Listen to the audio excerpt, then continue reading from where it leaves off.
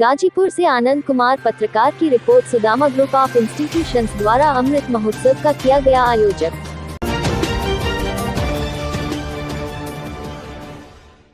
स्वाधीनता के 75 वर्ष पूर्ण होने के अवसर पर अमृत महोत्सव पूरे देश में मनाया जा रहा है। इसी क्रम में गाजीपुर जनपद के Krishna Sudama group of institution Sadat Ghazipur के प्रांगण में आज भारत माता पूजन एवं वंदे मातरम गायन का सामूहिक कार्यक्रम का भव्य आयोजन किया गया। इस कार्यक्रम की अध्यक्षता स्वामी परमानंद पुरी जी महाराज पीठाधिपति सिद्धपीठ परिवार मठ गाजीपुर एवं मुख्य अतिथि डॉक्टर पवन सिन्हा संस्थापक पावन चिंतन धारा के द्वारा भारत माता के चित्र पुष्प अर्पित कर दीप प्रज्वलित करके कार्यक्रम का शुभारंभ किया गया। इस कार्यक्रम के आयोजक डॉक्टर विजय यादव द्वारा अंगवस्त्र एवं स्मृति चिन्ह भेंट देकर आए हुए सभी अतिथियों को सम्मानित किया गया और इस कार्यक्रम के मुख्य वक्ता कपिल मिश्रा अध्यक्ष हिंदू इकोसिस्टम रहे। इस कार्यक्रम के मुख्य आयोजक doctor Vijay Yadav Sudama group of institutions के चेयरमैन एवं भारतीय जनता पार्टी किसान मोर्चा उत्तर प्रदेश कोषाध्यक्ष के द्वारा किया गया। इसमें बापू इंटर कॉलेज, समता पीजी कॉलेज सहित कई विद्यालयों के बच्चों द्वारा तिरंगा यात्रा सहित कार्यक्रम स्थल पर पहुंचे नगर पंचायत अध्यक्ष प्रतिनिधि राजनाथ यादव, सुभाष पासी भारतीय जनता पार्टी विधायक सैदपुर, भानु प्रताप सिंह जिला अध्यक्ष, हरिनाथ सोनकर पूर्व chairman Saidpur, Dilip Rathore, doctor Bhimrao Ambedkar polytechnic college सहित काफी संख्या में भारतीय जनता पार्टी के कार्यकर्ता एवं विद्यालयों के छात्र अध्यापक मौजूद रहे। मोदी जी के मंगल प्रबल है, तो उम्मीद यही है कि उनका संघर्ष सफल होगा, लेकिन संघर्ष उनको काफी करना पड़ेगा। पवन जी, जैसा कि आपने मंच से भी कहा है कि लोग जो है अपने वीर सेनानियों को, शहीदों को भूलते जा रहे हैं, ऐसे लोगों को याद करने के लिए आम जन के लिए कौन सा मंत्र देना चाहेंगे? सबसे महत्वपूर्ण चीज़ ये है, हमारी पाठ्य पुस्तकों में उनका नाम आना चाहिए और पाठ्य पुस्तकों में उनके नाम जो आए वह इतिहास के आधार पर हो, किसी मत के आधार पर ना हो या किसी फिलॉसफी विशेष के आधार पर ना हो, या कुछ लोगों ने जो आज़ादी के सन 1930 के बाद से जो नरेशन सेट किया है, जिसे हम आज के नैरेटिव मान लेते हैं, उसके आधार पर नहीं होने चाहिए। सभी वीर जो हैं वो हमारे लिए देवता तुल्य हैं। सभी वीर, चाहे वो वीर अब्दुल हमीद हो, चाहे वो वीर सावरकर हैं, तो सभी हमारे लिए देवता तुल्य हैं। हम आज हैं तो उन्हीं लोगों के बलिदानों की वजह से हैं, इसलिए हमें उन्हें याद करने में परेशानी नहीं। हाँ, शब्द शहीद को हमें बहुत ध्यान से समझना पड़ेगा।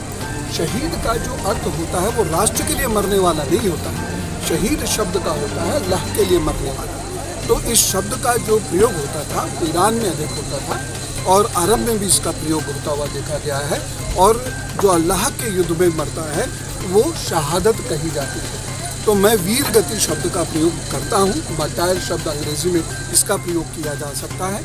तो ये वीर गति प्राप्त लोग हैं और भारत की जो सेना है या भारत के जो क्रांतिवीर हुए हैं वह किसी धर्म विशेष के लिए नहीं मरे, एक भी नहीं मरा, वह सब भारत के लिए मरे।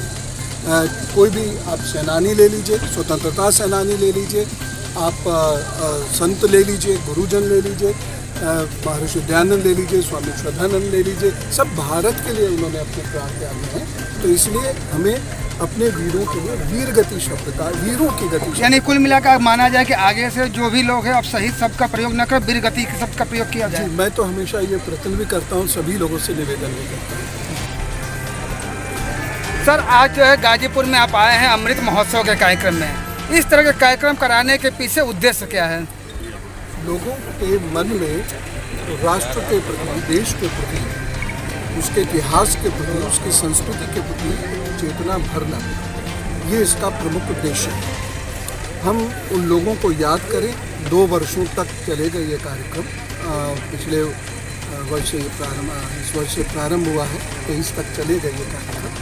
तो इसमें राष्ट्रीय चेतना उत्पन्न हो, और ये राष्ट्रीय चेतना केवल एक राजनीतिक चेतना ही नहीं है, बल्कि आर्थिक चेतना भी है, बल्कि एक सामाजिक चेतना भी है, इतिहासपरक चेतना भी है, और समग्र रूप से देश का विकास हो सके इस बाबत लोगों को जानकारी दी जाए, ये इसका प्रमुख उद्देश्य है। जगह जगह ये महोत्सव हो रहा है। आज आपने मंच से जो गाजीपुर का नाम और गाजियाबाद का नाम, यानी कहा जाता है गाजीपुर से गाजियाबाद, तो गाजीपुर और गाजियाबाद का नाम जब चेंज करने की बात कही है, आखिर इस तरह की सोच की? दरअसल मेरा ये मानना है, मैं किसी धर्म विशेष के विरुद्ध नहीं बोल रहा हूँ, मेरा ये मानना है कि हम अगर आक्रमणकारियों की और आतताइयों की या जो कोलोनाइज़र थे या जो साम्राज्यवादी लोग थे, कभी हम उनकी बिल्डिंगों से होकर गुजरेंगे, उनके रास्तों पर चलेंगे तो हमें वो याद रहेंगे। हम उनसे अपना इतिहास का प्रारंभ मानेंगे और स्वयं को, अपने मन को, अपनी आत्मा, चेतना और अपने इतिहास को भूल जाएंगे।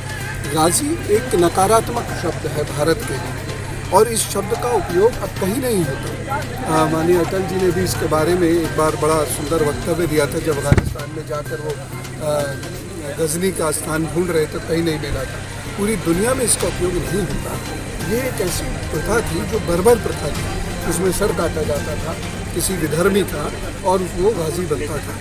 तो अब ये प्रथाएं पूरी दुनिया में सब जगह बंद हो गई हैं। तो भारत में ऐसी प्रथा स्थापित करने वाले लोगों के नाम पर कोई भी शहर, नगर, रास्ता क्यों हो? इसलिए हम सब लोग, मैं भी, भाई श्री कपिल जी भी लगातार ये प्रयत्न कर रहे हैं कि ऐसे जितने भी नकारात्मक शब्द हैं उन सब के नाम हटाए जाएं और भारतीय संस्कृति को समेटे हुए जो शब्द हैं उन सभी शब्दों से या उन लोगों के नाम पर, उन नगरों का या स्थानों का नाम हो। भगवान के नाम पर हो सकते हैं, वीरों के नाम पर हो सकते हैं। और जी आप ज्योतिष से आते हैं और 2022 का चुनाव आ रहा है, बीजेपी का क्या ज्योतिष दिख रहा है? संघर्ष तो करना पड़ेगा। इस बार 2017 की अपेक्षा संघर्ष ज़्यादा करना पड़ेगा, इतना मैं कह सकता हूँ। लेकिन माननीय मुख्यमंत्री जी का सूर्य प्रबल है। अपने जो आज़ादी का अमृत महोत्सव कार्यक्रम, इस तरह जो आज आपने कार्यक्रम कराया है, वंदे मातरम हुआ, सब कुछ हुआ, इस तरह कराने के पीछे उद्देश्य क्या रहा है? भाई साहब, जैसे हमें आपको बताने में बहुत हर्ष हो रहा है कि एक तरह से जो आज़ादी का महोत्सव जो 75वां हम लोग मना रहे हैं, इसका यही उद्देश्य है कि हमारा जो इतिहास है, इतिहास को याद रखते हुए हमें भविष्य की कल्पना करना है और राष्ट्र हित में, देश हित में जो विचारधाराएँ हैं इसको मतलब आगे बढ़ाना हम लोग को चाहिए और बढ़ाने का हम लोग प्रयास करेंगे। और इसी उद्देश्य से यह कार्यक्रम था और आपके माध्यम से हम लोग सभी का आभार व्यक्त करेंगे कि यहाँ आप देखे होंगे लगभग 10,000 से अधिक मतलब कि छात्र छात्राएँ, अध्यापक और प्रबुद्ध लोग। और क्योंकि यह शिक्षा का मंदिर है तो यहाँ कोई जाति पाति, कोई धर्म के इस तरह के मतलब नहीं है। यहाँ सब समाज के सभी लोग आए थे, क्योंकि यह एक तरह से कोई इसमें शिक्षा को किसी एक उसमें आप नहीं बांट सकते। तो यहाँ सभी लोग थे और सबका बहुत बहुत आभार कि जो इस तरह का विशाल समर्थन और जो हम लोग जिस तरह का अपना मतलब कि विचार, जो हमारे मुख्य अतिथि आए थे और बाकी अन्य लोग मतलब कि जो भी हमारे वहाँ पे विचार रखे और कहीं न कहीं सभी लोग देश हित में और राष्ट्रवादी जो विचारधारा है उसको आगे बढ़ाने का संकल्प लिए हैं और उसको आगे बढ़ाने का हम लोग प्रयास करेंगे। विजय जी, जैसा कि मुख्य अतिथि आए थे और उन्होंने उनका यह कहना था मंच से कि हम अपने वीर सपूतों से, जो स्वतंत्रता सेनानी हैं जो भी हैं, उनको हम भूलते जा रहे हैं। तो उनको याद रखने के लिए अगली जो आने वाली पीढ़ी है उनको आगे उनको याद रखे, उनके लिए ऐसा कौन काम करना पड़ेगा?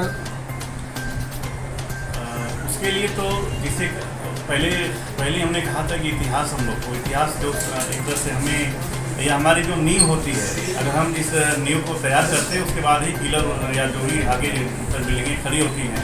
तो हमारे जो बच्चे हैं ये नींव हैं और इन्हीं को एक तरह से ये चीज़ें समझाने उसका बताने का प्रयास करेंगे जिससे कि उनके मन में भी बोध हो और नैतिकता का ज्ञान उसमें आए और नैतिकता के ज्ञान के साथ साथ देश प्रेम और देश हित में जो निर्णय लेने हो उसमें वो सक्षम हो। इस तरह की हम लोग तैयारी करना चाहते हैं। धन्यवाद। हिंदू इकोसिस्टम, चुनाव आते ही हिंदू शब्द का बहुत तेज़ी से नाम लिया जाता है। लोग काफ़ी लोग हिंदू बन जाते हैं चुनाव के समय, काफ़ी लोग मंदिरों में जाने लगते हैं, क्या कहना है?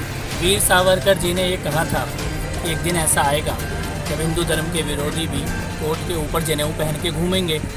तो राहुल गांधी को देख लीजिए, केजरीवाल को देख लीजिए और अब तो अखिलेश, वो तो गिन रहे हैं उनकी बस में कितने हिंदू बैठे हैं। काश बस में बैठे हुए हिंदुओं के ऊपर उन्होंने ध्यान तब दिया होता जब कार सेवा चल रही थी, तब तो बस से उतार के गोलियां मारी जा रही थी हिंदुओं को, कार सेवकों को। आज अपनी बस में बैठे हुए हिंदुओं को गिनती करने के दिन आ गए हैं। मुझे लगता है वीर सावरकर जी की बात आज सत्य साबित हो रही है। अब भारत अपनी संस्कृति, अपने धर्म के मूल की तरफ दोबारा वापस जा रहा है। और जो लोग वोट बैंक की राजनीति करते थे, 20% वोट के नाम पर सत्ता में बैठने की गारंटी लेकर घूमते थे, आज उनको भी समझ में आ रहा है कि ऐसी राजनीति देश में नहीं चलेगी। अखिलेश जी का बयान था कि जब आदमी का अंतिम समय आता है तो काशी आता है, तो मोदी जी को आखिरी समय में काशी ही रहना चाहिए, क्या कहना है? नहीं, अखिलेश जी का शर्मनाक बयान है और मुझे लगता है अपनी मर्यादा को भूल गए हैं। ऐसे बयानों पर इससे ज़्यादा टिप्पणी भी नहीं करनी चाहिए।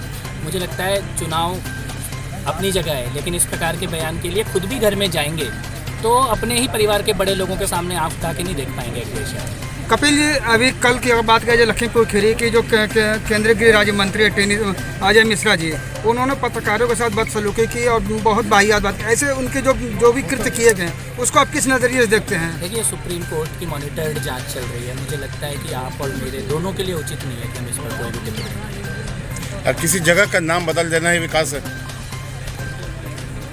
जिन जगहों का नाम तलवार के दम पर जबरदस्ती बदला गया था, उनको ठीक करना, पुनः भारत को स्थापित करना, भारत की स्वतंत्रता को ठीक तरीके से जीना, उसका मतलब है मुझे नहीं लगता किसी भी स्थान का नाम बदला जा रहा है। जिनका ज़बरदस्ती बदला गया था उनका वापस ठीक किया जा रहा है और उस खून से भरे हुए रक्त रंजित लूट, हत्या, बलात्कार, धर्म परिवर्तन के इतिहास को बदलना, वही तो स्वाधीनता है। आपके द्वारा मंच से जो ये कहा गया कि जो अंग्रेज़ों के द्वारा मतलब हिंदुस्तान को गुलाम किया गया, तो अंग्रेज़ों के द्वारा नहीं किया था, मुगलों के द्वारा सिर्फ किया गया था, इसका मतलब क्या उचित था? नहीं, मैंने ये नहीं कहा। मैंने ये कहा कि भारत एक दिन भी मुगलों का गुलाम नहीं रहा है। एक दिन के लिए भी इस देश में कोई मुगल काल या मुगल दौर ऐसा कोई पल नहीं आया है। हमेशा संघर्ष किया है भारत के राजाओं ने। महरौली से लेकर आगरा तक 200 किलोमीटर में केवल अगर कोई मुगल काल या मुगल दौर रहा होगा, लाल किले की चार दीवारी के अंदर तो केवल वही रहा है। बाकी पूरे भारत में युद्ध हुए हैं, संघर्ष हुए हैं, विजय हुई है, कहीं पराजय हुई है तो दोबारा संघर्ष हुए हैं। इस देश में मुगलों का एक घंटे भी महोत्सव मनाया जा रहा है और पीएम मोदी ने इसकी शुरुआत की। आज आपके यहाँ काफ़ी भव्य कार्यक्रम आयोजित हुआ, क्या कहेंगे? ऐसा आप देखे होंगे कि एक तरह से जो आज़ादी का महोत्सव मनाया जा रहा है, लगभग 10,000 का लक्ष्य था और कहीं कहीं आप देखे होंगे कि इतनी गैदरिंग और इतने एक तरह से लोग आए और सब लोग ने पार्टिसिपेट किया, नौजवान, बच्चे, छात्र और जो हमारे शिक्षक समाज के लोग हैं और जिससे विभिन्न आयाम जो राष्ट्रवादी सोच के हैं, देश विचारधारा के हैं और जो लोग कहीं कहीं राष्ट्रहित में अपना योगदान देना चाहते थे, उस तरह का हुजूम यहाँ दिखा था। आप देखे होंगे बहुत एक तरह से हर्ष का माहौल रहा है और हमें बड़ी प्रसन्नता हो रही है और आपके माध्यम से खैर मंत्री ने हमें आभार तो दिया ही है, आपके माध्यम से भी सभी लोगों को पुनः आभार दे रहे हैं कि जिन्होंने इतना एक तरह से सम्मान दिया है और कार्यक्रम को सफल बनाने के लिए 10,000 से ऊपर की भीड़ थी पूरे कैंपस में देखे होंगे और जो उत्साह था उसके लिए सभी को बहुत बहुत आभार और धन्यवाद। आपके विद्यालय का एक बड़ा ग्रुप है और अमृत महोत्सव का मुख्य उद्देश्य इतिहास को छात्रों को समझाना है, तो क्या कोई आप ऐसी पहल करेंगे कि आपके छात्रों के माध्यम से लोगों तक ये बातें पहुँचें? बिल्कुल, हम सभी को एक तरह से अपना इतिहास कायम रखना चाहिए। इतिहास जो भी अपना है उसको याद करके और जो भविष्य है उसकी तैयारी रखना चाहिए, क्योंकि जो अगर अपने नींव को याद नहीं रखेगा तो बिल्डिंग ऊपर कहाँ लगेगा। हमें एक तरह से हमारे कहने का ही उद्देश्य है हम लोग अपने इतिहास को देखते हुए आगे भविष्य की तैयारी मतलब रखें। हमारे तरफ से ही अपील है और जो राष्ट्रहित में हो, देश हित में हो, उसके लिए हमें आगे बढ़ना चाहिए। धन्यवाद।